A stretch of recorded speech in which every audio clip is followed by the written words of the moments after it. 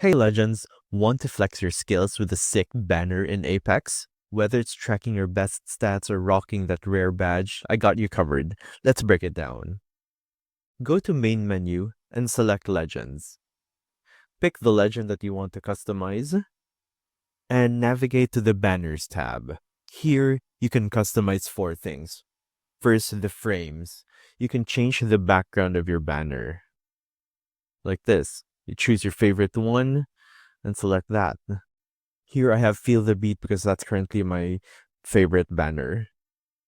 Next, you can choose your pose. So this is the pose that your legend would take on the banner. Here. Just pick your most epic stance or your favorite one. Next, show off your achievements through the different badges. So you could choose your badges with the best stats, or you could choose that really rare badge that you got 3 or 4 years ago. And finally, select your trackers.